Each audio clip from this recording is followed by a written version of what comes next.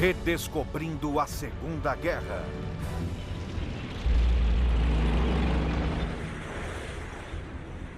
A agressão nazista.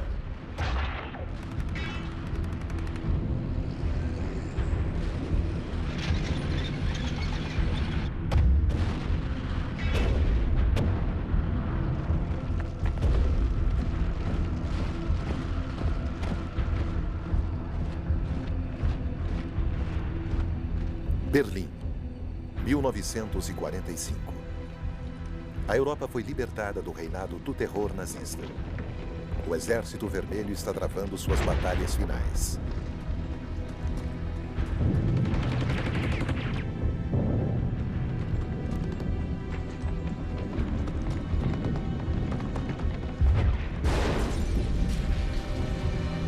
O capitão Yosef Protov, oficial russo, lembra que o ódio era profundo demais, que eles queriam terminar a guerra, aniquilar aquela força que queria matá-los, enfim, acabar com ela de uma vez por todas.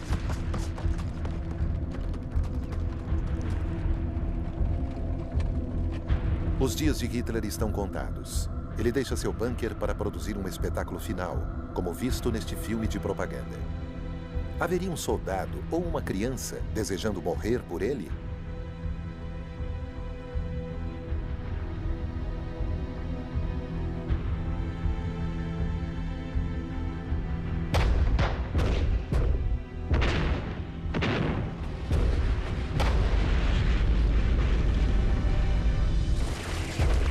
A guerra matou cerca de 50 milhões de pessoas, a maioria civis inocentes. Para as mulheres da Alemanha, a provação continuaria mesmo depois de os canhões silenciarem. O livro, Uma Mulher em Berlim, é um relato profundamente perturbador sobre o estupro de mulheres alemãs pelos russos em 1945.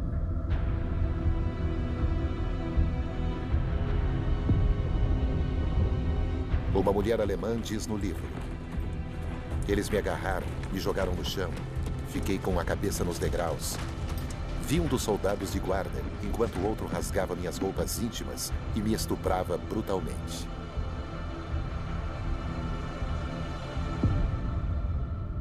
Mas então diríamos, melhor ter um russo em sua barriga do que um americano sobre sua cabeça. Ela se referia aos bombardeiros aliados que deixaram sua cidade em ruínas.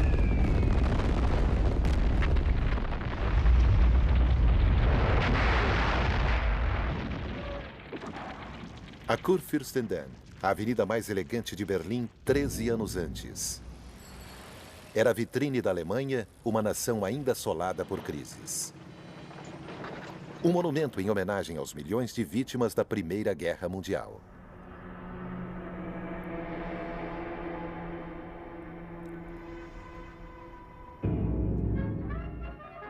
Marlene Dietrich está cantando O Anjo Azul, em Berlim-Alexanderplatz. Thomas Mann está saboreando seu prêmio Nobel de Literatura à sombra das árvores da Avenida Unter den Linden. Berlim é um importante centro cultural da Europa, uma das cidades mais abertas e tolerantes do mundo.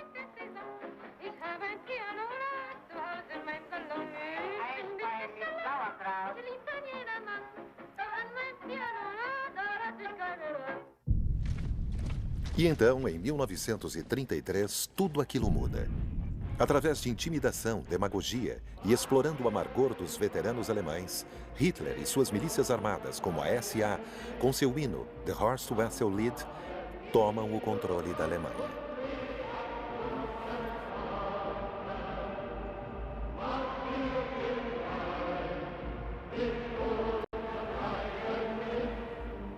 Os nazistas se aproveitam do fato de a esquerda alemã estar dividida e parece até mesmo que Hitler, com sua saudação revolucionária de punho erguido, quer ficar a seu lado. Comunistas alemães obedecem ordens de Moscou, que vê os democratas sociais como verdadeiro inimigo. Nenhuma aliança é possível entre eles. Assim, pela última vez, comunistas alemães cantam a Internacional.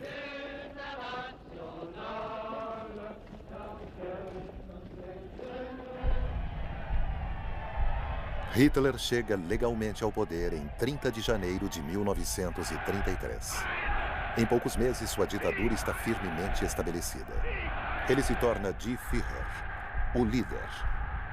Seus apoiadores se erguem e gritam: Heil Hitler! Mas nem todos os alemães estão totalmente convencidos. Por isso, na Alemanha, Hitler repete insistentemente seus simplistas slogans nacionalistas.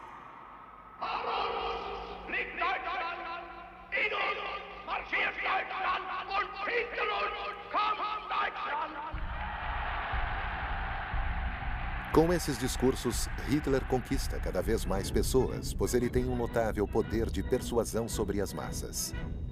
Mas o que ele quer? Em seu livro, Mein Kampf, Minha Luta, ele declara claramente o que chama de suas missões. Sendo um dos amargurados veteranos da Primeira Guerra Mundial, sua primeira missão será destruir a França, apagar a humilhação do Tratado de Versalhes de 1919, que despojou a Alemanha de seu exército e de parte de seu território.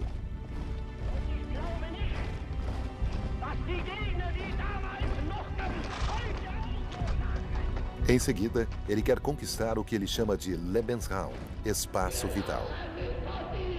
A Alemanha tem uma população de 80 milhões de pessoas, 2 vezes a da França. Ele quer transformar a Alemanha na potência mundial que ela merece ser. Antissemita patológico, Hitler também assumiu a missão de assegurar a superioridade da raça ariana germânica, ameaçada pelos judeus. Para ele, os judeus eram a causa da Grande Guerra, da derrota da Alemanha, da inflação e do desemprego. A próxima guerra será uma guerra contra os judeus. Eles serão enviados a Dachau, o primeiro campo de concentração onde Hitler encarcera os antinazistas, os comunistas, os social-democratas e todos aqueles que se opõem ao regime nazista. 12 de março de 1938. Finalmente, Hitler assume a missão de trazer todos os povos de língua alemã sob a égide do Reich, a começar por aqueles de sua própria terra natal, a Anschluss. A Áustria anexada e imediatamente submetida ao mesmo reinado de terror que a Alemanha, com a abertura de um dos mais abomináveis campos de concentração em Mauthausen, próximo de Linz. Que país será a próxima vítima? A vizinha Tchecoslováquia, onde há uma população alemã, os alemães sudetas. Mas o país é reconhecido como um estado independente pela Inglaterra e a França. Formam-se nuvens de guerra. 30 de setembro de 1938. Em Munique, templo do nazismo, é organizada uma conferência de paz de última hora. De um lado, Adolf Hitler, que está ficando cada vez mais assustador, e seu aliado, o ditador italiano Benito Mussolini. Mussolini, o fundador do fascismo, a doutrinação de uma nação inteira, desde a infância.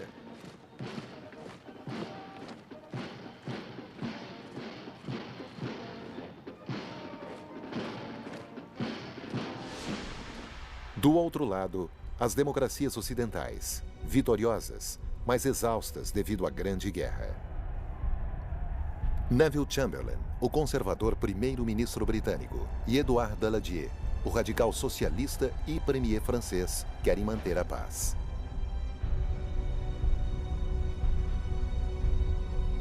Eles acabam aceitando o inaceitável. Abrindo mão da província tcheca de Sudetenland para Hitler, em troca de sua promessa solene de não fazer mais reivindicações sobre qualquer outro território europeu. Mas que valor tem a promessa de Hitler? 15 de março de 1939. Apenas 6 meses depois, ele invade o restante da Tchecoslováquia e entra em Praga, acompanhado do marechal Hermann Göring.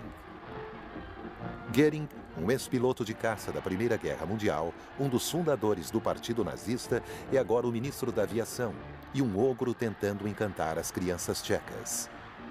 Hitler não precisa mais da desculpa de reunir o povo de fala alemã.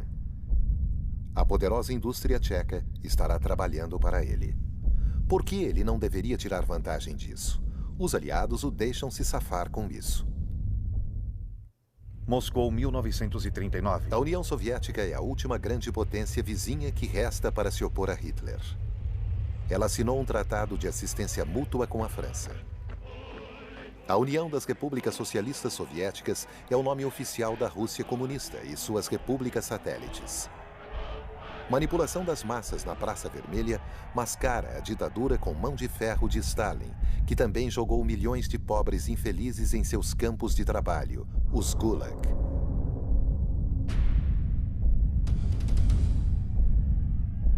A industrialização e a militarização forçada fizeram da União Soviética uma grande potência. Apesar de seu medo do comunismo, as potências ocidentais contam com a União Soviética.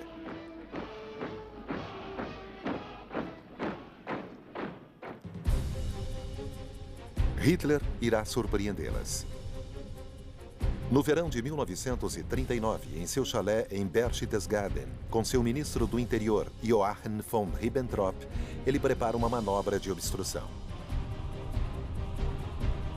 Hitler, que jurou destruir o comunismo, envia a Moscou Ribbentrop, o nazista, para assinar um tratado com seu pior inimigo, que faria história. Quando Molotov, ministro do exterior de Stalin, assina o Pacto Germânico-Soviético, comunistas são tomados completamente de surpresa, como esses membros do Partido Francês. É agosto de 1939 e as pessoas na França estão aproveitando suas primeiras férias pagas, uma das maiores vitórias da Frente Popular Socialista. Quais as razões por trás desse pacto de não agressão? Os soviéticos dizem que Stalin está querendo ganhar tempo, deixando que Hitler e as potências ocidentais matem uns aos outros. Talvez Stalin, que pretende tomar os países do Báltico e parte da Polônia, tenha até a ilusão de que poderia dividir a Europa com Hitler de forma permanente. Em 1936, o Congresso americano havia aprovado a Lei da Neutralidade para evitar que fossem arrastados para uma guerra europeia mais uma vez. Assim, sem nada temer dos Estados Unidos ou da União Soviética, Hitler decide acabar com o que ele chama de maior monstruosidade do Tratado de Versalhes, o corredor Danzig. Em 1919, o território alemão foi dividido em dois a fim de dar à Polônia acesso ao mar. Hitler decide invadir a Polônia e recuperar Danzig no dia 1º de setembro de 1939, às 5h35 da manhã.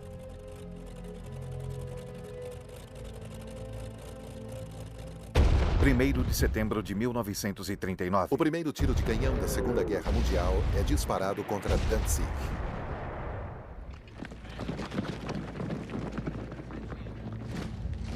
Danzig.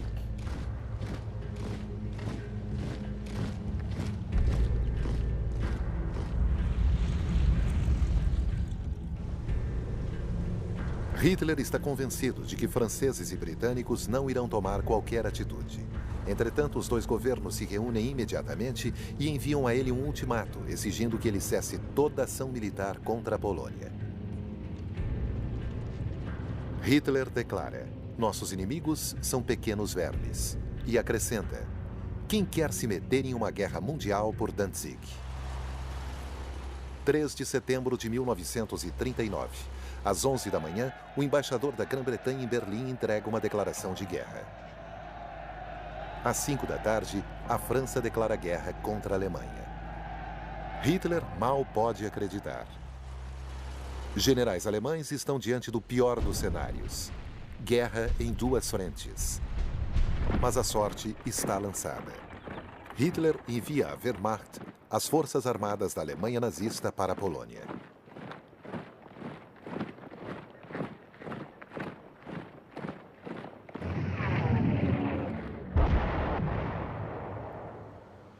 Entrando na batalha, como em uma era passada, a cavalaria polonesa investe contra os tanques alemães e é dizimada.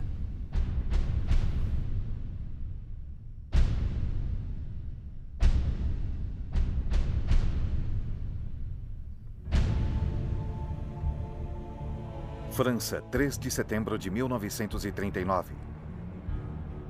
Paris. Estação de trem Gare de l'Est. Muitos desses homens saltaram dessas mesmas plataformas 25 anos atrás em uma atmosfera completamente diferente. Em agosto de 1914, eles marcharam confiantes para a guerra com flores em seus rifles. Mas desta vez não há flores. E não há rifles.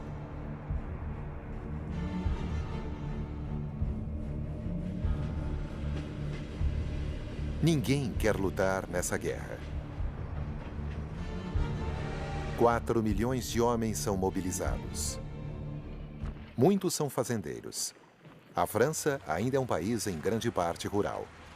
Eles partem para a fronteira alemã a pé, com seus oficiais os acompanhando a cavalo. Exércitos ainda dependem muito de cavalos, e eles são requisitados no mundo todo. A motorização ainda não conseguia suprir o necessário. Gaston Siré, motorista de um desses caminhões ultrapassados com resistentes pneus de borracha, recorda que havia muita falta de equipamento. Recorda que em cada caminhão tinha um rifle para cada 2 homens e que tinham uma caixa com 10 projéteis, mas que não tinham permissão para abrir. Era ridículo. Se tivéssemos tido o que precisávamos, diz Gaston, teríamos lutado, porque não éramos grandes amigos dos Boches. Boche era um termo pejorativo usado para designar os soldados alemães durante a guerra anterior. Eles também eram chamados de vert de gris, que em francês significa verde campo, a cor do uniforme dos soldados, que lhes permitia que não fossem notados enquanto se movimentavam. Mas quem são esses soldados? Vejamos, por exemplo, um desses jovens alemães marchando enquanto canta. Nossa bandeira tremula diante de nós. Nossa bandeira é uma nova era. Nossa bandeira é mais forte do que a morte.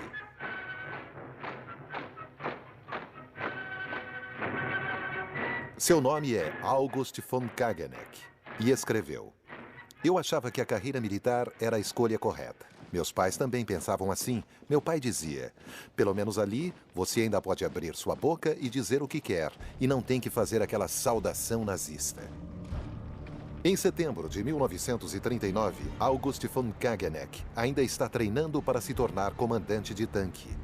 Ele escreveu: Meu pai, que era um general, me dizia: os franceses têm 40 divisões na fronteira, nós temos 15. Todo o restante está na Polônia. 500 mil homens contra 200 mil. Eles nos superam em 2 para 1.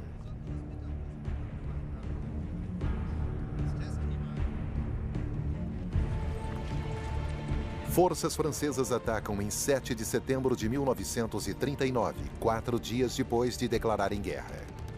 Essa ofensiva, lançada para mostrar à opinião pública que a Polônia não havia sido abandonada, avança 8 quilômetros na região do Saar. O Departamento de Cinema do Exército Francês mostra os espólios da guerra. Bicicletas.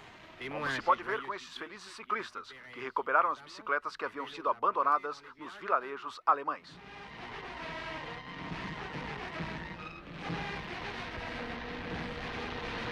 A ofensiva do Saar para ali e se degenera em uma série de escaramuças.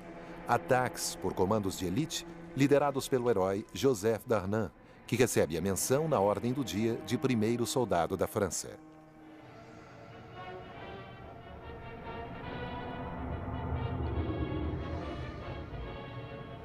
Mais tarde, ele se tornará um dos colaboradores mais fanáticos dos alemães e, no final, ele será executado depois da guerra. O exército francês, apesar de seus heróis e de sua superioridade em números, não toma outras medidas. O general Maurice Gamelin, de 67 anos, é o comandante-chefe das forças aliadas franco-britânicas em terra. Os franceses são mais numerosos que os britânicos, que também acreditam que essa guerra não é para valer e que logo terminará.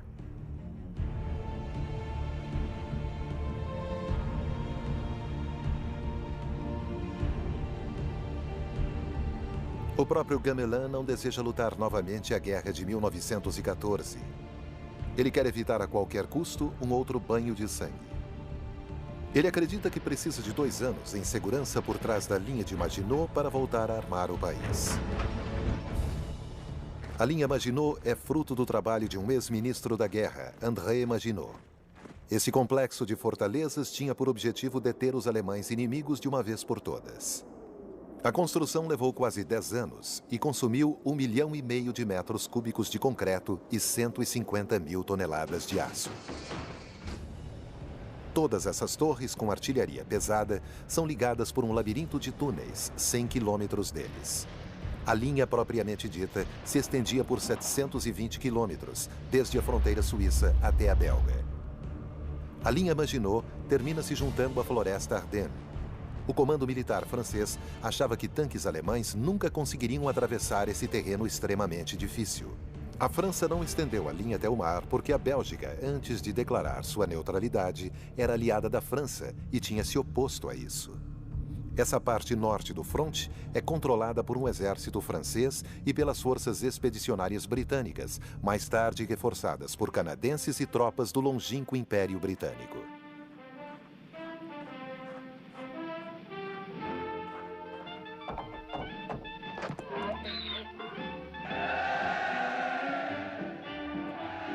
Na Grã-Bretanha, uma música popular na época era The Washing on the Siegfried Line.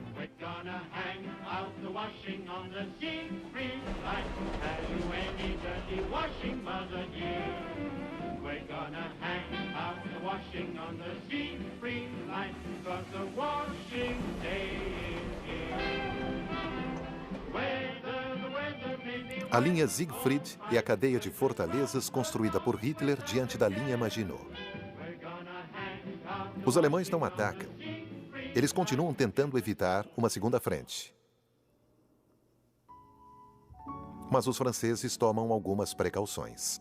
Eles evacuam a população de Alsácia-Lorena para as regiões de Périgord e Charente, ao sudoeste.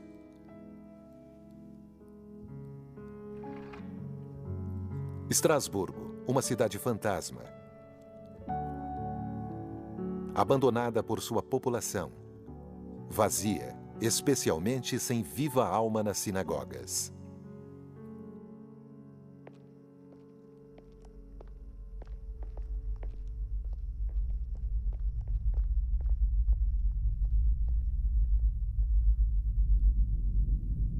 Varsóvia, setembro de 1939. Em setembro, Hitler ordena o bombardeio de Varsóvia.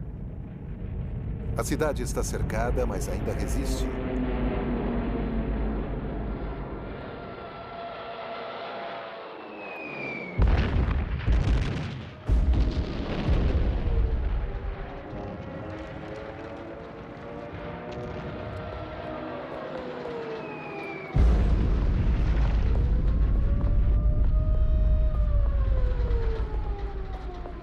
O Führer quer incutir terror nos corações e nas mentes, não apenas dos poloneses, mas também dos franceses e britânicos. Isso é o que os aguarda.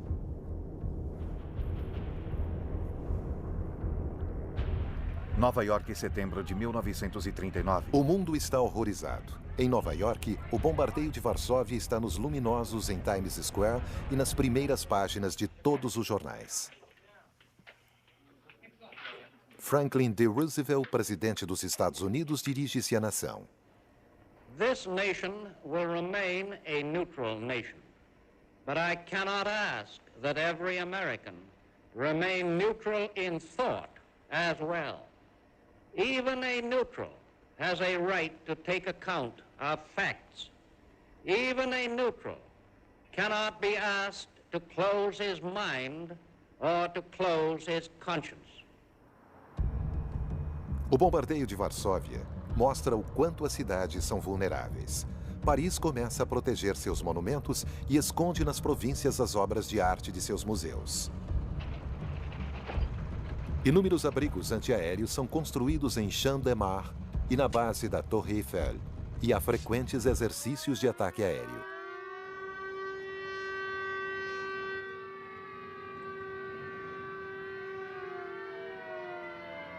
Máscaras de gás são obrigatórias.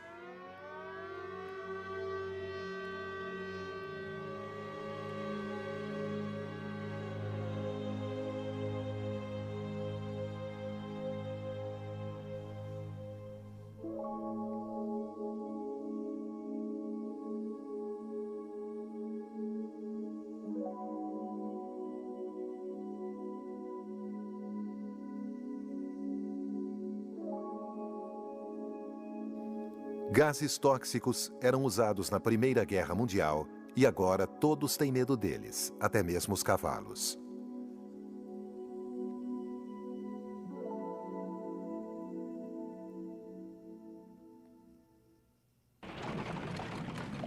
Enquanto isso, a Polônia está sendo impiedosamente dividida.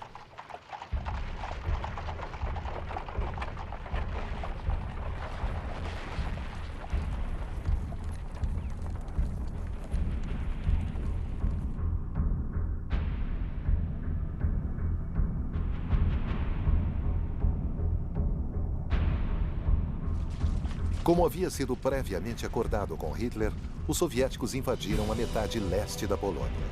Aqui, soldados alemães e soviéticos se confraternizam, uma visão incongruente para dizer o mínimo. Os nazistas distribuem folhetos que dizem: o exército alemão saúda o exército vermelho de trabalhadores e fazendeiros, pelo qual sempre tiveram o maior respeito. O exército polonês se rende aos alemães e, no leste, aos soviéticos.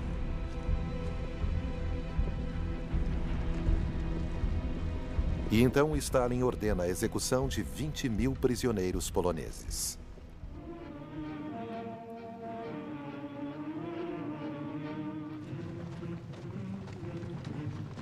Ele quer eliminar a elite desse país que pretende anexar.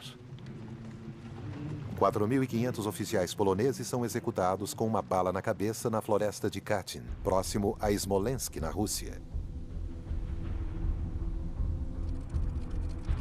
2 anos depois, no Kremlin, Stalin se encontra com o chefe do governo polonês no exílio, General Sikorski, que lhe entrega uma lista de oficiais poloneses desaparecidos.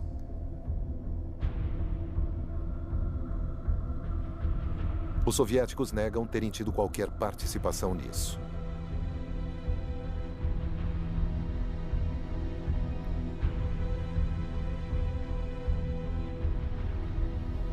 Em 1992, o presidente da Rússia pós-soviética, Boris Yeltsin, irá apresentar ao presidente da Polônia, Lech Wałęsa, a ordem original de execução assinada pelo próprio Stalin.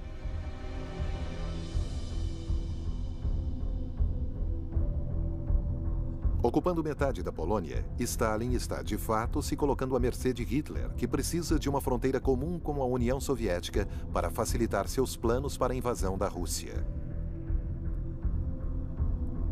Hitler e Himmler, chefe da SS, irão agora cuidar da Polônia, nomeando os nazistas Hans Frank governador-geral das províncias polonesas ocupadas, que declara ter o poder de vida e a morte sobre o povo polonês.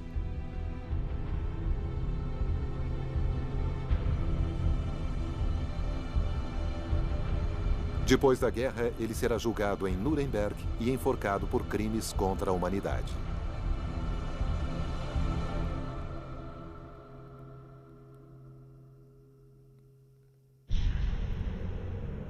Esses ciganos, mantidos em um cercado, são filmados por um alemão.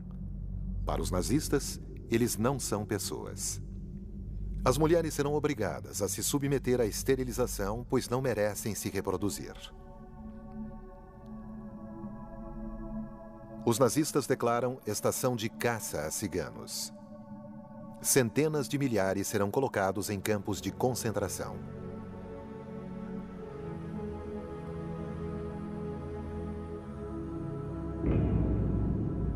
Começa a provação do povo judeu. Agora, os nazistas têm 3 milhões de judeus poloneses à sua mercê.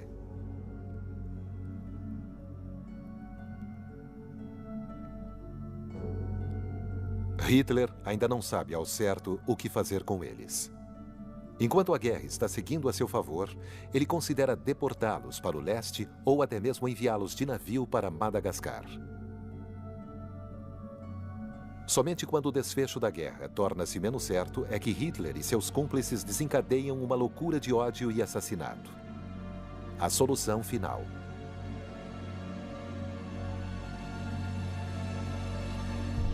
Por enquanto, os judeus têm de ser identificados, marcados com uma estrela amarela e agrupados em guetos, alguns dos quais completamente murados.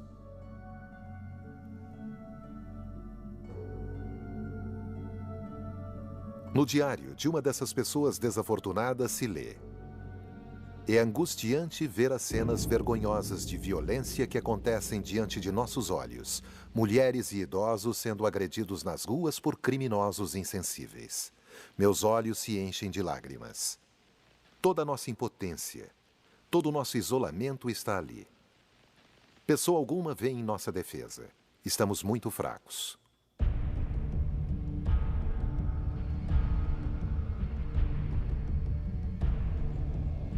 Gueto de Lodz. Todas as grandes cidades da Polônia terão suas prisões gueto, onde judeus alemães, austríacos e tchecos também serão presos. Os judeus aqui se sentem confiantes de que talvez um dia eles possam voltar para suas casas. Eles não sabem que vão morrer de fome e de frio. Eles não sabem que o Shoah está prestes a começar. Habitado por judeus. Entrada proibida.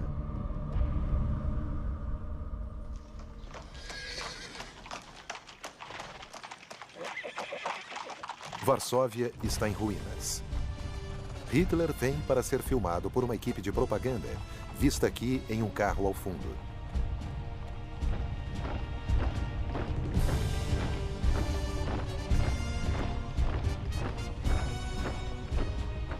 Esses vitoriosos soldados alemães marcham a passo de ganso ao som da marcha dos granadeiros, mas eles não foram muito eficientes durante a campanha polonesa.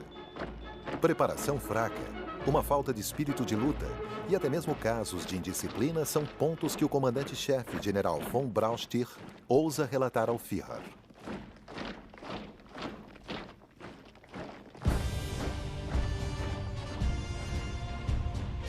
Hitler fica furioso, mas ele é imune à dúvida e ordena que seja preparado o ataque do Oeste, um ataque aos Países Baixos, Bélgica e França. Alguns de seus generais acham loucura. Alguns deles começam a arquitetar um plano para derrubar o Führer. Esse é um momento crucial. O curso da história está na balança. 8 de novembro de 1939. Hitler escapa por pouco de uma tentativa de assassinato. É como se ele desfrutasse de algum tipo de proteção divina. Ao comparecer ao funeral das vítimas, ele já não é mais o mesmo homem. Seu poder sobre o exército e sobre o povo alemão ficou ainda maior. Ele diz aos seus generais que a sua decisão é irrevogável, que atacará a França no momento certo, ou será vitorioso, ou morrerá tentando. Mas Hitler ainda não tem certeza sobre atacar o Oeste, pois ele diz também que a guerra é como abrir a porta de um cômodo escuro, que nunca se sabe o que vai acontecer.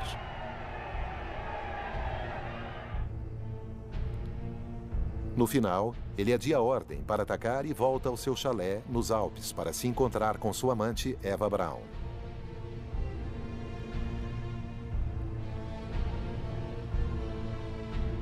Ela fez esse filme no secto de Hitler, do arquiteto do Reich Albert Speer, que faz longas caminhadas com Hitler.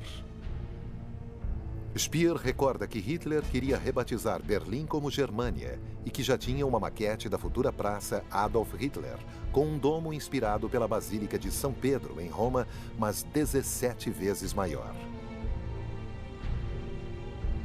Speer diz então a Hitler que aquilo seria um alvo ideal para bombardeiros. Hitler respondeu: absolutamente. Goering havia lhe assegurado que nenhum avião inimigo iria voar sobre o Reich. De seu alojamento, o futuro oficial alemão August von Kageneck escreve para a mãe: estamos todos ansiosos para lutar. Estamos prontos para a batalha. E sua mãe responde: essa guerra é um crime e teremos que pagar por isso.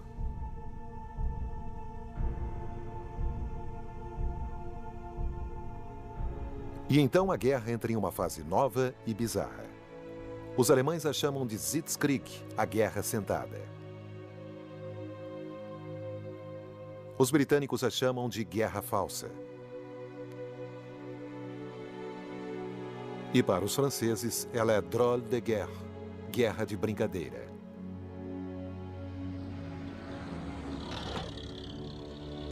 Um período de espera longo e estranho, especialmente difícil para as mulheres. Para elas não existe apenas a angústia da guerra, mas também a preocupação com a sobrevivência de suas famílias.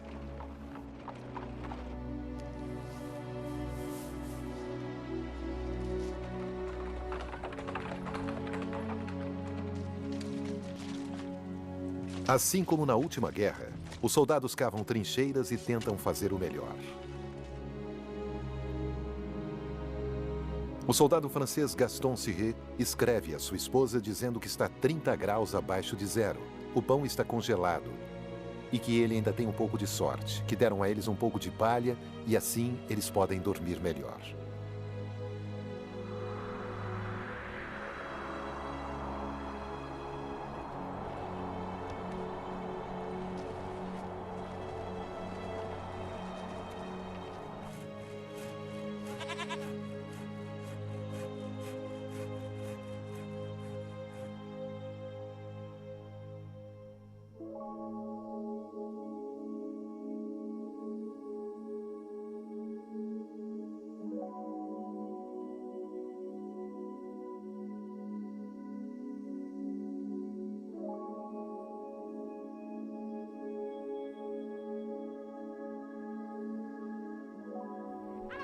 Josephine Baker.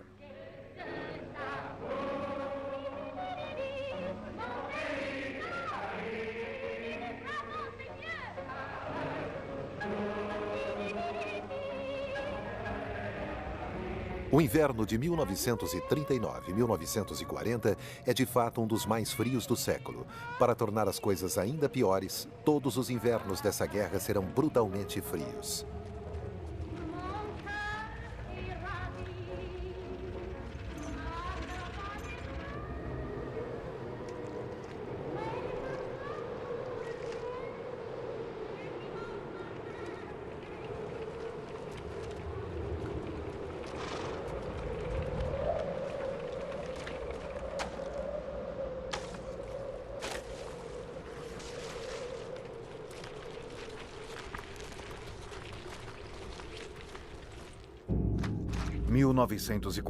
O comandante-chefe, General Gamelin, está esperando que os alemães ataquem pela Bélgica e se movimentem em direção a Paris através dessa planície aberta, como em 1914.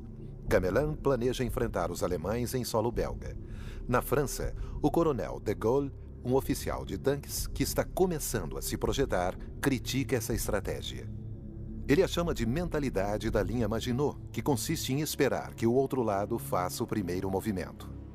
Em seu livro Towards a Professional Arm, ele argumenta a favor de se tomar a ofensiva, fazendo pesado uso de tanques.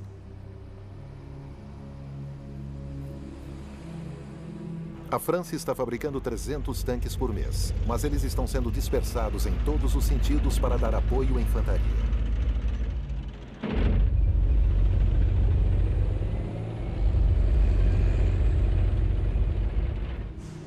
A aviação francesa também ficou para trás. A França fez um pedido de 4.000 aviões aos Estados Unidos, apesar da crescente tendência isolacionista defendida por Charles Lindbergh, o herói que fez o primeiro voo transatlântico solo e agora é um importante incentivador do movimento America First. If you believe in an independent destiny for America, if you believe that this country should not enter the war in Europe, we ask you to join the America First Committee in its stand. É a voz isolacionista dos Estados Unidos e de personalidades públicas como Henry Ford, o antissemita fabricante de carros. Ou como Joseph Kennedy, embaixador americano em Londres que é contra a guerra, enquanto seu filho, John, o futuro presidente Kennedy, apoia as democracias europeias. Simpatizantes dos nazistas nos Estados Unidos também contribuem para o clima exaltado que reina no início do ano de 1940. Na Europa, a União Britânica de Fascistas também está bastante ativa. Até o momento, ela está banida. Oswald Mosley, o Führer inglês, desafia o governo bem no centro de Londres. Ele irá passar os próximos anos na prisão.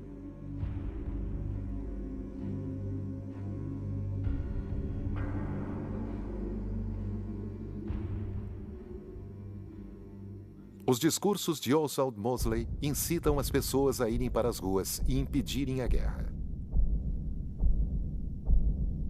Mas Winston Churchill assumiu as rédeas do governo britânico. Aqui ele é visto com o general francês Gamelin e o almirante Darlan, que estavam em visita oficial a Londres. Um corpo expedicionário franco-britânico é formado para ajudar a Finlândia, que foi invadida pela União Soviética. Março de 1940. A França está se preparando para enviar seus soldados de elite, a Legião Estrangeira Francesa. A Legião Estrangeira, durante um século, vem recebendo os rejeitados do mundo, não importando seu passado, desde que ele não seja muito sombrio.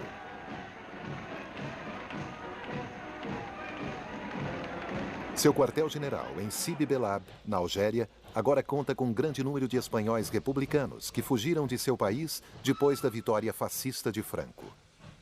Agora, eles estão ansiosos para lutar contra os nazistas que apoiaram Franco. Todos eles farão a longa viagem à França.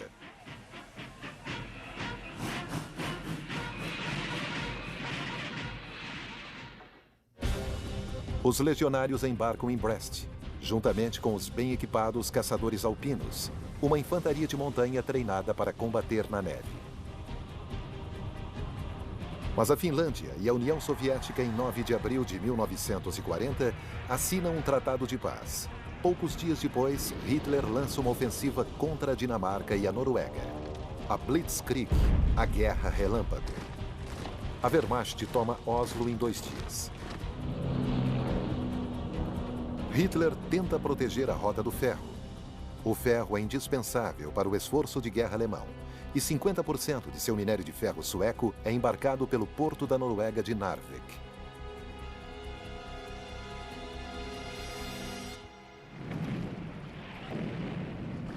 Em 16 de abril de 1940, o corpo expedicionário franco-britânico chega ao fiord de Narvik. Depois de um mês de luta, os aliados tomam Narvik. A Rota do Ferro é temporariamente fechada.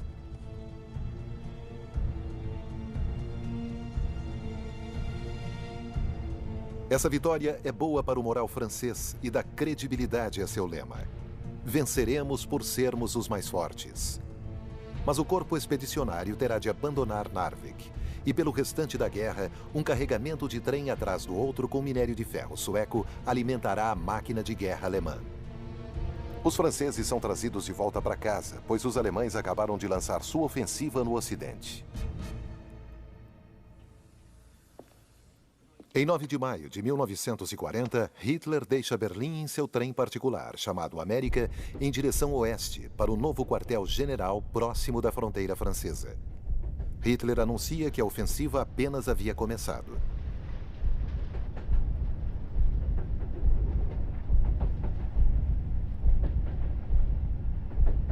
Seus generais haviam submetido a ele seu plano de batalha durante o inverno.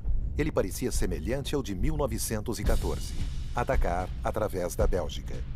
Mas Hitler preferiu a ideia do general von Manstein, de cortar diretamente através da floresta de Ardennes e então seguir serpenteando, indo em direção ao mar e cercando os aliados com um movimento como um corte de foice. Mas esse movimento é, na verdade, um enorme jogo, pois os aliados poderiam voltar e contra-atacar. Entretanto, Hitler está confiante e observa que o principal é haver um bom tempo. 10 de maio de 1940. O tenente August von Kageneck declara: somos as Wehrmacht, as forças armadas da Grande Alemanha, e a vitória é certa.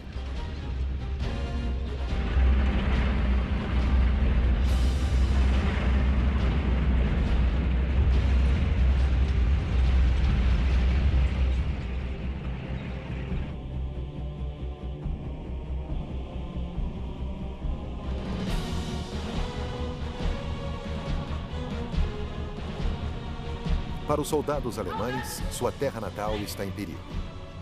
Afinal, foram os franceses que declararam guerra contra a Alemanha. Durante a madrugada de 10 de maio de 1940, paraquedistas alemães saltam sobre a Holanda. Sua missão é tomar pistas de aterrissagem e pontes por toda Rotterdam. Ao mesmo tempo, Hitler lança sua máquina de guerra contra a Bélgica.